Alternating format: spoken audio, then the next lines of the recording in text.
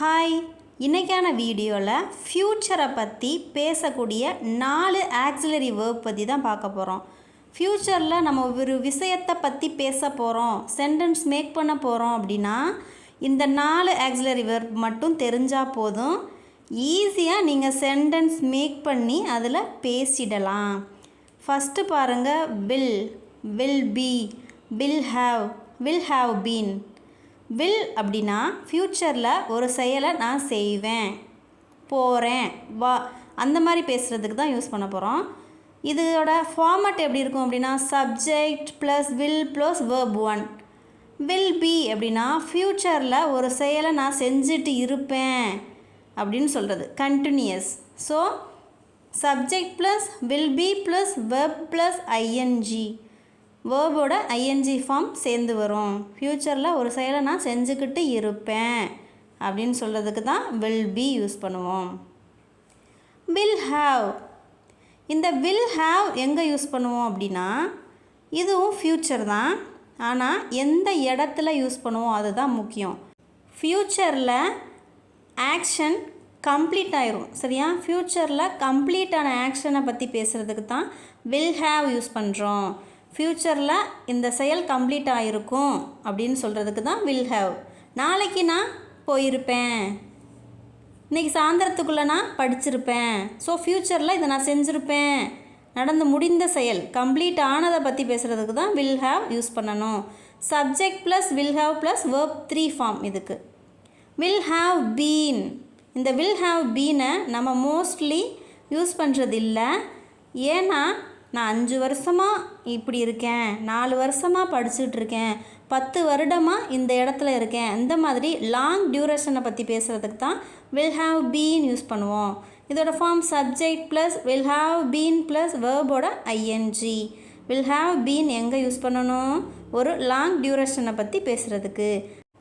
நான் இந்த வேலையில் சேர்ந்து நாளையோட 5 வருஷம் ஆகிடும், 5 வருஷமாக நான் இங்கே தான் வேலை பார்த்துக்கிட்டு இருக்கேன், இந்த மாதிரி பேசுகிறதுக்கு தான் வில் ஹாவ் பீன் யூஸ் பண்ணுவோம். இப்போது இந்த 4 ஆக்சிலரி வேர்போடு சேர்த்து சென்டென்ஸை நம்ம பார்த்தா புரிஞ்சிடும். வாங்க வீடியோக்குள்ளே போகலாம். ஃபஸ்ட்டு பாருங்கள், இப்போது வில்ங்கிறது என்ன சொன்னோம்? ஒரு ஃப்யூச்சர் இருக்குது, அந்த ஃப்யூச்சரில் நான் இதை பண்ணுறேன் அப்படின்னு சொல்கிறதுக்கு தான் வில் யூஸ் பண்ணுவோம். ஃபஸ்ட்டு, நான் வீட்டிற்கு வந்ததும் உங்களை அழைக்கிறேன்.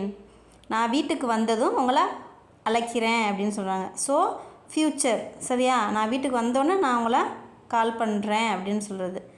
ஐ சப்ஜெக்ட் அப்படின்னா ஐ. நெக்ஸ்ட்டு சப்ஜெக்ட் அப்புறம் வில் யூஸ் பண்ணணும். ஃப்யூச்சரில் கால், வில் கால் அப்படின்னா அழைக்கிறேன் அப்படின்னு அர்த்தம். ஸோ வில் யூஸ் பண்ணி கால் போட்டிருக்கோம். ஐ வில் கால் யூ, நான் உனக்கு கால் பண்ணுறேன். வீட்டுக்கு வந்ததும் அப்படி சொல்லும்போது when I get home, வீட்டுக்கு வந்தோன்னே உனக்கு கால் பண்ணுறேன். நெக்ஸ்ட்டு பாருங்கள், அவள் அடுத்த கோடையில் ஐரோப்பா செல்வாள். ஸோ அடுத்த கோடை அப்படின்னா வர்ற நெக்ஸ்ட்டு சம்மர். ஸோ சி அப்படின்னா அவள், வில் யூஸ் பண்ணியிருக்கோம், சப்ஜெக்ட் அப்புறம் வில் வரணும். அடுத்த கோடையில் அப்படின்னா நெக்ஸ்ட்டு சம்மர், போகிறா, ஸோ ட்ராவல் அப்படின்றத யூஸ் பண்ணுறோம். She will travel to Europe. Next summer, இந்த வார இறுதியில் நாம் கடற்கரைக்கு போவோம். வார இறுதி அப்படின்னா weekend. We will go to the beach, நாம் கடற்கரைக்கு போவோம். எப்போ? வார இறுதியில். We will go to the beach this weekend. அவர்கள் காலையில் வருவார்கள், நாளைக்கு வரப்போகிறாங்க, ஸோ வருவார்கள் அப்படின்னு சொல்கிறோம். தே வில் வருவார்கள் அப்படின்னா அரைவ். காலையில் அப்படி சொல்லும்போது in the morning. They will arrive in the morning, நாளைக்கு இது நடக்க போகுது. ஸோ வில் யூஸ் பண்ணி சென்டென்ஸ் மேக் பண்ணியாச்சு. நெக்ஸ்ட்டு வில் பி யூஸ் பண்ணி ஒரு 4 சென்டென்ஸ் இங்கே இருக்குது.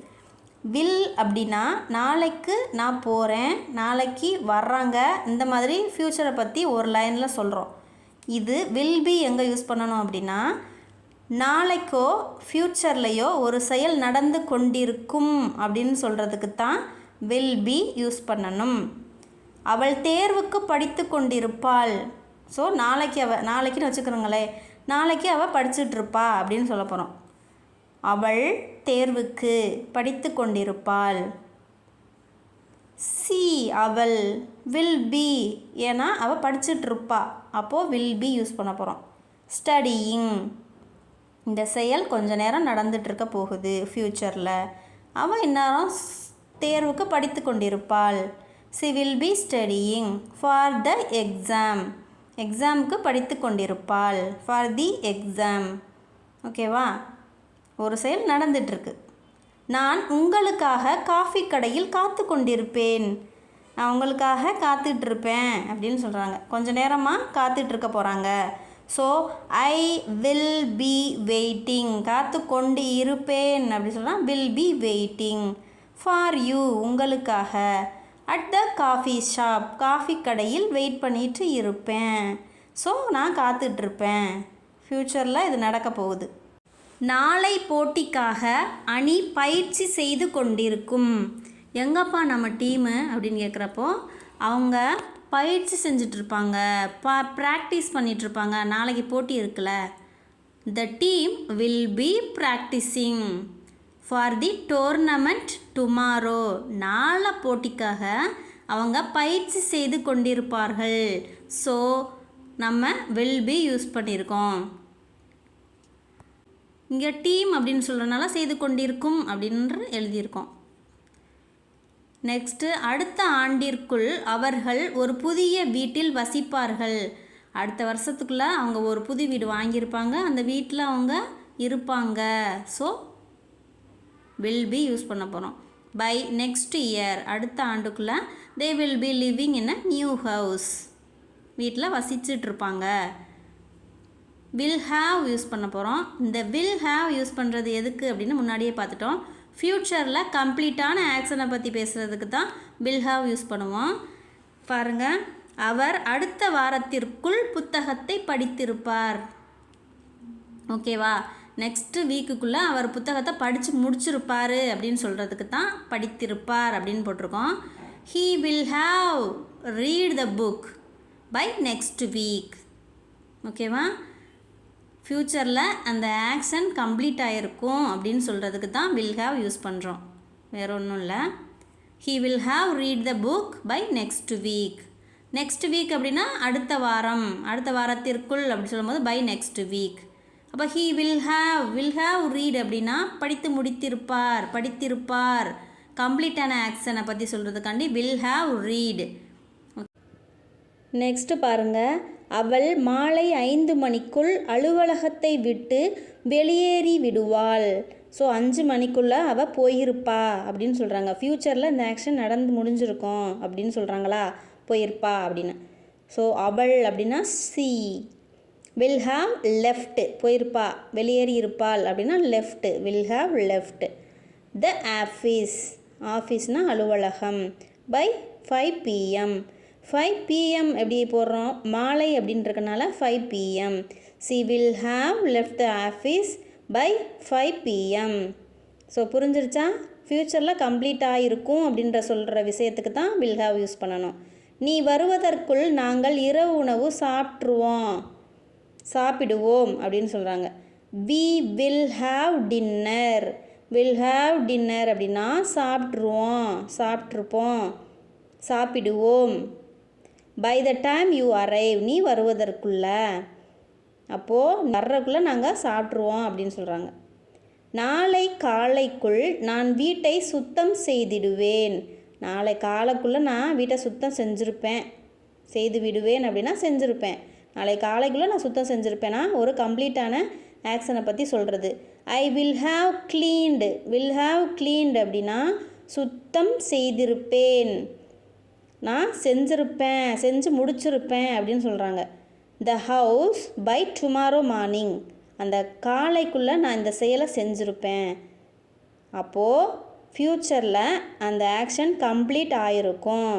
நீ ராத்திரி வர்றதுக்குள்ளே நாங்கள் சாப்பிட்ருப்போம் அப்படின்னு ஃப்யூச்சரில் கம்ப்ளீட்டான விஷயத்தை பற்றி பேசுகிறோம். அடுத்து வில் ஹாவ் பீன். மோஸ்ட்லி இந்த வில் ஹாவ் பீனை நம்ம யூஸ் பண்ண மாட்டோம்.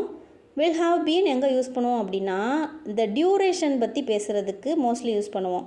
நான் 5 வருஷமாக இங்கே வேலை பார்த்துக்கிட்டு இருக்கேன், 3 மணி நேரமாக நான் படிச்சுக்கிட்டு இருப்பேன். அப்புறம் இந்த மாதிரி லாங் டியூரேஷனை பற்றி பேசுகிறதுக்கு தான் நம்ம யூஸ் பண்ணுவோம். அடுத்த மாதமானால் நான் இந்த நிறுவனத்தில் 5 வருடங்களாக வேலை செய்திருப்பேன். அப்போ அடுத்த மாதமானால் அப்படின்னா பை நெக்ஸ்ட் மந்த். அடுத்த மாதம் வந்துச்சுன்னா நான் இந்த ஆஃபீஸில் வேலை செஞ்சு 5 வருஷம் ஆயிடுச்சு. So I will have been working at this company for 5 years. அடுத்த மாதம் வந்துருச்சுன்னா நான் இந்த கம்பெனியில் வேலை செஞ்சு 5 வருஷமாக ஆயிட்டுருக்கு. அப்போது வேலை செய்து கொண்டிருக்கேன் அப்படின்னு சொல்கிறாங்க. வேலை செய்து கொண்டு இருப்பேன். 5 வருஷமாக நான் அந்த கம்பெனியில் தான் வேலை செஞ்சிட்ருக்கேன். புரிஞ்சதா? ஃப்யூச்சரில் இந்த ஆக்ஷன் நடந்து கொண்டு இருக்கிறது. சரியா? அதான் லாங் டியூரேஷனாக. நெக்ஸ்ட் மந்த்தே இன்னும் வரலை, ஆனால் வந்தா அப்படின்னு சொல்கிறோம்ல, அது மாதிரி. தேர்வு ஆரம்பிக்கும் போது நான் 3 மணி நேரம் படித்து கொண்டிருப்பேன். எக்ஸாமே ஸ்டார்ட் ஆகலை, ஆனால் எக்ஸாம் ஸ்டார்ட் ஆச்சுன்னா நான் 3 மணி நேரம் படித்து கொண்டே இருப்பேன். So I will have been studying for 3 hours when the exam starts. when the exam starts. நான் தேர்வு வந்துச்சுன்னா 3 மணி நேரம் படுத்து கொண்டு இருப்பேன். ஸோ லாங் டியூரேஷன் 3 மணி நேரம், அது 10 மணி நேரமாக இருந்தாலும் சரி, 10 நாளாக இருந்தாலும் சரி, 2 வருஷமாக இருந்தாலும் சரி, வில் ஹாவ் பீன் யூஸ் பண்ணணும். புரிஞ்சதா? இன்றைக்கான வீடியோவிலேருந்து உங்களுக்கு ஹோம்ஒர்க்கு இதுதான். மீட்டிங்க்கு பிறகு நான் ஒரு மின்னஞ்சல் அனுப்புகிறேன், நான் உங்களுக்கு அனுப்புகிறேன் அப்படின்னு சொல்கிறாங்க. அவர்கள் 9 மணிக்குள் விமான நிலையத்தை அடைந்து இருப்பார்கள். ஸோ 9 மணிக்குள்ளே அவங்க விமான நிலையத்தை அடைந்திருப்பார்கள். நான் நாளைக்கு சந்தைக்கு போய் கொண்டிருப்பேன்.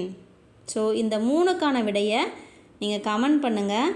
கமெண்ட் பண்ணால் தான் நம்ம என்ன புரிஞ்சிருக்கோம் புரியலை அப்படின்றது நமக்கு தெரியும். ஸோ இதை ஒரு தடவைக்கு 2 தடவை நல்லா ரீட் பண்ணிவிட்டு கமெண்ட் பண்ணுங்கள். இந்த வீடியோ பிடிச்சிருந்தால் மறக்காமல் லைக் பண்ணிவிட்டு பாருங்கள். தேங்க்யூ.